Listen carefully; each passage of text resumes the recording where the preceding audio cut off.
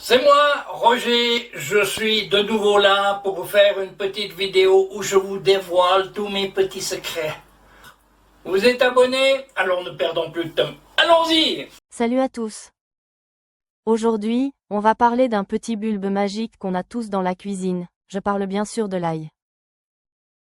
Ce petit trésor aux multiples vertus, à la fois aliment, remède naturel et plante millénaire, qui cache bien plus qu'une simple odeur piquante. Alors, installez-vous, on va tout découvrir. D'où vient l'ail, comment le cultiver, ses bienfaits sur la santé, ses usages, et même quelques précautions à connaître. L'ail, de son nom scientifique Allium sativum, fait partie de la même famille que l'oignon, l'échalote ou le poireau, les Aliacées. C'est une plante vivace originaire d'Asie centrale, cultivée depuis plus de 5000 ans. On le reconnaît facilement à son bulbe divisé en gousses, recouvert d'une fine pellicule blanche ou rosée.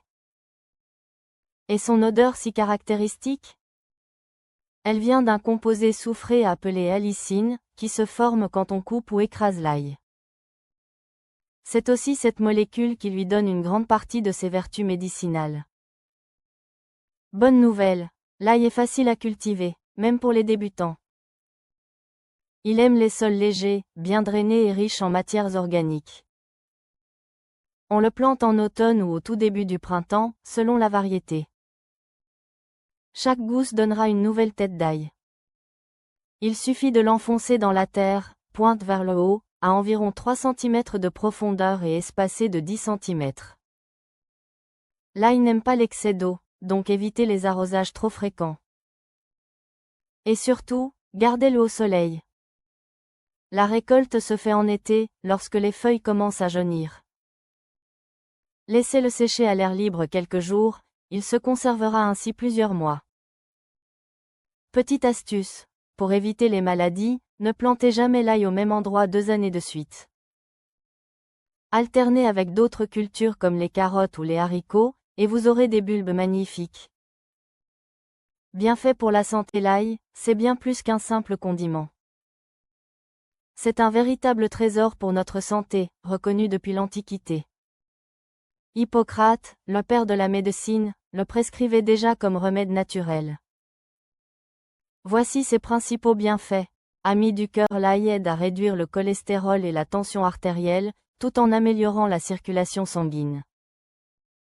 Certaines études montrent que la consommation régulière d'ail peut aider à diminuer le risque de maladies cardiovasculaires.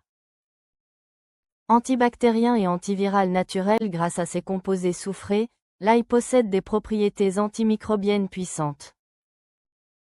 Il aide à lutter contre certaines bactéries, champignons et virus. Autrefois, on l'utilisait même pour désinfecter les plaies ou prévenir les infections respiratoires. Microbe 3. L'ail stimule nos défenses naturelles. En hiver, une petite gousse d'ail cru hachée dans un plat ou une soupe aide à renforcer l'immunité et à éloigner les rhumes. Effets antioxydants et détox riche en antioxydants, il aide à protéger les cellules du vieillissement et à détoxifier le foie. Certains chercheurs évoquent même un possible effet protecteur contre certains cancers, notamment digestifs. Côté cuisine, l'ail est un incontournable.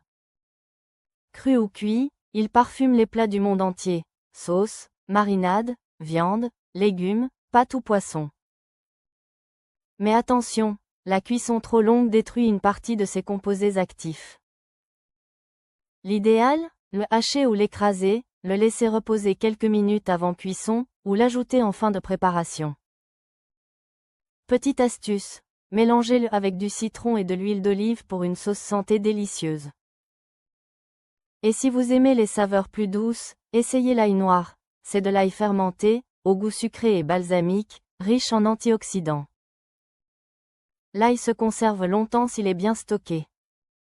Gardez-le dans un endroit sec, aéré et à l'abri de la lumière. Évitez le frigo, car l'humidité le fait germer. Vous pouvez aussi le congeler, ou le confire dans l'huile d'olive, à condition de respecter les règles d'hygiène strictes, car l'huile peut favoriser le botulisme si elle est mal préparée. Précaution et contre-indication. Même si l'ail est excellent, il n'est pas fait pour tout le monde. Les personnes sous traitement anticoagulant doivent éviter les excès, car ils fluidifient le sang. De même, avant une opération, il est préférable d'arrêter d'en consommer quelques jours avant. Et pour les estomacs sensibles, attention à l'ail cru, il peut provoquer des ballonnements ou des brûlures. Pour ne pas avoir ces désagréments, et aussi éviter d'avoir une mauvaise haleine, pensez à retirer le germe. Commencez par de petites quantités, et augmentez progressivement.